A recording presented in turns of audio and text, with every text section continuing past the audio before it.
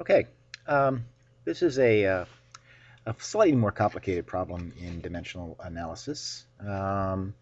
It's one where we have units that are raised to powers. And as a good example of that, we'll do problem number 55 from chapter 1 in Zumdahl. So here's what we have. Problem is we've got a star. It has a mass of 2.2 times 10 to the 36 kilograms. Come on, 10. There we go. So we know its mass. And we are going to assume that it's a sphere and that it has a radius of 7 times 10 to the 5th kilometers. Pretty big star. Okay. They want us to calculate the density of this star in units of grams per cubic centimeters. A couple of ways you can approach this problem. We know if we want density, we need mass and volume. We definitely have a mass. It's in kilograms. We know we ultimately want the mass in grams. We've got the radius of the star. We've got to remember a little bit about some basic geometry here. The volume of the sphere, okay, is equal to, anybody remember that equation? Yeah, if you look it up, you Google that, you're going to find 4/3 pi r cubed, where r is the radius.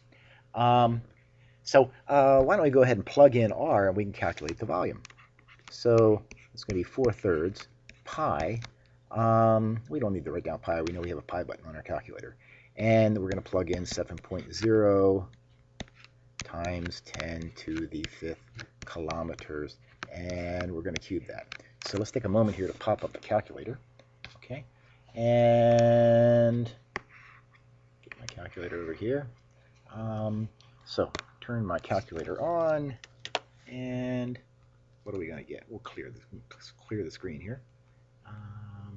And we're going to say take 4 divided by 3 times pi, so we go second and pi, there we go, times what? Times 7, again we're going to use scientific notation now, 7, double E button, okay, to the 5th raised to the 3rd power, okay, so there we go. Do that, enter, and we get a value of, how many sig figs do we want? 2 sig figs. The 4 and the 3 in the formula are exact. The measurement is the 7.0 times 10 to the 5th kilometers. So we get 1.4 times 10 to the 18th cubic kilometers for the volume. So 1.4 times 10 to the 18th cubic kilometers. Okay, so now we've got the volume, we've got the mass, we're ready to go. We've got a couple of ways to work this problem, but let's do it this way.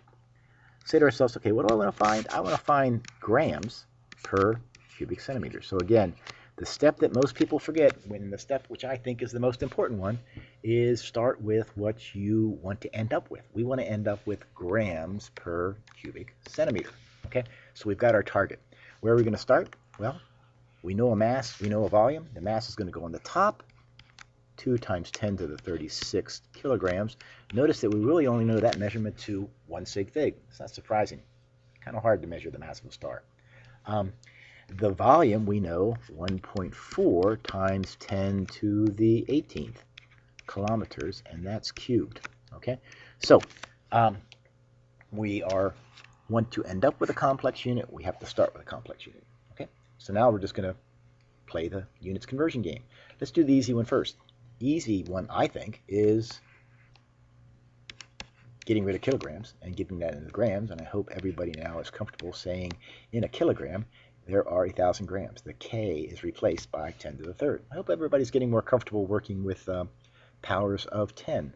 Really important science ability to be able to work with powers of 10. All right, now we've got the numerator correct. Kilograms cancel kilograms. Love to watch those units cancel. Challenge now is that denominator, and the denominator is kilometers cubed, and boy, we don't know anything about distances cubed, but I do know something about distance. I know that a kilometer is equivalent to 1,000 meters. Okay, that's not quite right because I've got kilometers cubed on the bottom here, and only kilometers here, so guess what I need to do? I need to use that factor 3 times. So I'm just going to repeat that factor 3 times. And by doing that, I hope you see what happens. Okay, I now have kilometers times kilometers times kilometers in the numerator. That's kilometers cubed. I've got kilometers cubed in the denominator, and guess what happens? Kilometers cubed, it cancels. Ding, ding, kilometers cubed. And at this point, I now have grams per cubic meter. Well, unfortunately, I don't want grams per cubic meter. I want grams per cubic centimeter. So I'm going to do another step. I now have to get from cubic meters into cubic centimeters. That's pretty straightforward. We'll do sort of the same we did before. I'm going to go down to the next line here. What do we want in the top? We definitely want something related to meters. At the bottom, we're going to have centimeters. Where does that 10 to the minus 2, which is what C stands for, go with? I hope everybody can put the 10 to the minus 2 right there. And what are we going to do? We're going to use that factor 3 times. 10 to the minus 2 meters per centimeter. 10 to the minus 2 meters per centimeter. And eureka, look what we have. Meter cancels meter. Meter cancels meter. Meter cancels meter. And I've now gotten rid of my cubic meters, and I'm left with what? Grams per cubic centimeter. Now I'm ready to do the calculation. This is good practice with powers of 10.